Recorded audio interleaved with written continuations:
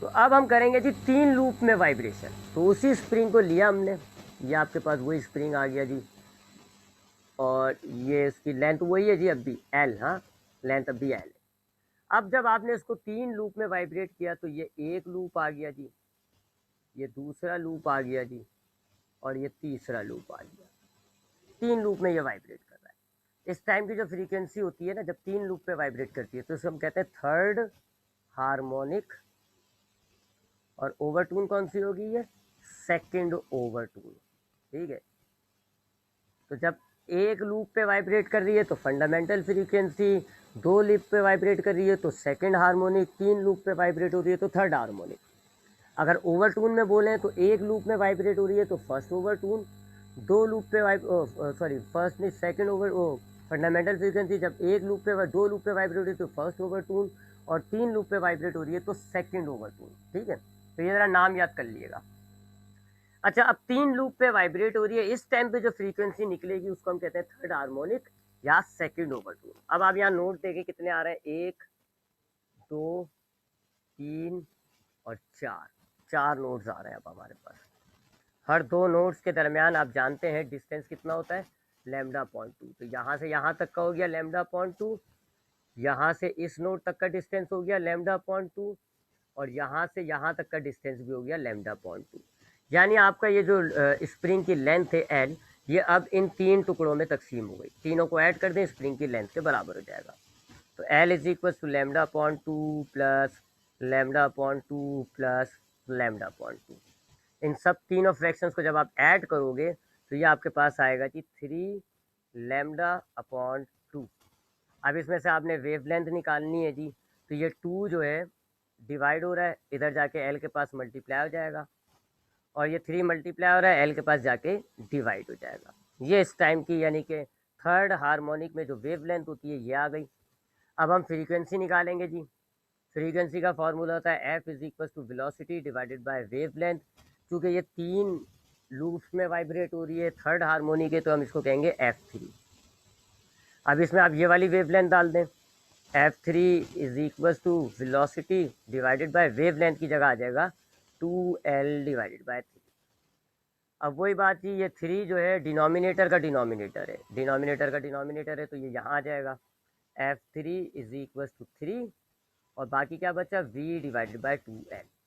और आपने जानते हैं जी कि V डिवाइडेड बाई 2L जो है वो फंडामेंटल फ्रीक्वेंसी के बराबर होती है, लिहाजा इसकी जगह आप फंडामेंटल फ्रीक्वेंसी डाल दें। तो F3 is equal to 3F1। तो ये 3 लूप पे वाइब्रेट हो गई। ठीक है जी, तो अब तक हमने ये 3 हिस्से देखे जी। अब इसको ज़रा समराइज अगर हम करें तो हम क्या देखते हैं जी कि अगर हमारा ऑब्जेक्ट, हमारा जो स्प्रिंग है वो 1 लूप में वाइब्रेट करता है, 3 मामला देखें, 1 लूप, 2 लूप और 3 लूप, 3 मामला हमने देखे जी। जब 1 लूप में वाइब्रेट करता है तो फ्रीक्वेंसी का फॉर्मूला है F1 is equal to velocity divided by 2L। जब 2 लूप्स में वाइब्रेट करता है तो फॉर्मूला होता है F2 is equal to 2F1, और जब 3 लूप्स पे वाइब्रेट करता है तो फॉर्मूला होता है F3 is equal to 3F1। इसकी फ्रीक्वेंसी को आप फंडामेंटल फ्रीक्वेंसी कहते हो, फंडामेंटल फ्रीक्वेंसी या फर्स्ट हार्मोनिक। ठीक है जी, इसको आप कहते हो फर्स्ट ओवरटून या फिर सेकंड हार्मोनिक। और 3 लूप पे जब वाइब्रेट करता है तो हम कहते हैं ये सेकंड ओवरटून है या फिर थर्ड हार्मोनिक। ठीक है जी, अब अगर आप इनके फॉर्मूलों को गौर से देखें तो ये तो हमारे पास है जी फंडामेंटल फ्रीक्वेंसी का फॉर्मूला, जो कि बिल्कुल डिफरेंट है सबसे। जबकि 2 लूप और 3 लूप के फॉर्मूले को देखो, जितने लूप्स हैं फंडामेंटल फ्रीक्वेंसी को उसी से मल्टीप्लाई कर दो, आपको उस टाइम की फ्रीक्वेंसी या उस टाइम का ओवरटून पता चल जाएगा। ठीक है जी, यहाँ 2 लूप्स हैं, सेकंड हार्मोनिक है, तो हमने कैसे निकाला, 2 लूप से ना फंडामेंटल को 2 से मल्टीप्लाई कर दिया, 3 लूप से तो फंडामेंटल को 3 से मल्टीप्लाई कर दिया।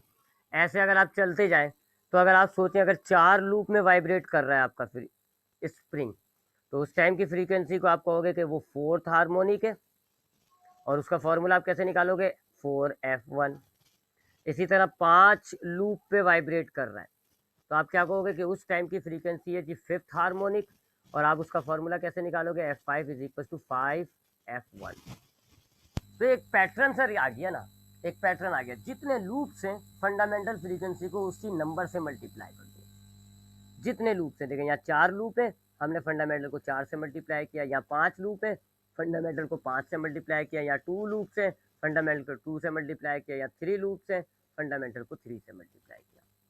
तो अब हम इसको, चूंकि हमने देखा एक पैटर्न आ गया, तो अब हम इसको एक पैटर्न फॉर्म में लिख देते हैं, जनरल फॉर्म में, कि जितने भी हमारे पास लूप होंगे, सपोज करें n लूप है, तो हम क्या करेंगे, फंडामेंटल फ्रीक्वेंसी को उसी नंबर से मल्टीप्लाई कर देंगे। अगर आपके पास n लूप्स हैं तो आप फंडामेंटल को n से मल्टीप्लाई कर दोगे, ये इसकी जनरल फॉर्म आ जाती है ओवरटोन्स की। तो अब आप इसको समराइज करें कैसे, कि अगर आपके पास एक स्प्रिंग है जी जो कि स्टैंडिंग वेव प्रोड्यूस करता है, ऐसी स्टैंडिंग वेव प्रोड्यूस करता है, तो जो फंडामेंटल फ्रीक्वेंसी होगी उसका तो फॉर्मूला बिल्कुल डिफरेंट है जी, v/2l। ये बाकी जितनी भी हार्मोनिक्स होंगी उनके लिए एक जनरल फॉर्मूला आपने बना लिया, fn is equal to nf1।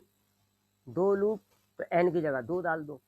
n क्या हो सकता है, नंबर ऑफ लूप, जो कि 1 हो सकता है, 2 1 नहीं हो सकता, sorry 2 3 4 and so on. General form बना दिया आपने, जितने भी लूप्स वाइब्रेट कर रहे होंगे n की जगह आप डाल दो इस फॉर्मूले में, आपको उस टाइम की जो हार्मोनिक होगी वो पता चल जाएगी। ये हमारे पास डेरिवेशन थी जो इंपॉर्टेंट होती है पेपर पॉइंट ऑफ व्यू से।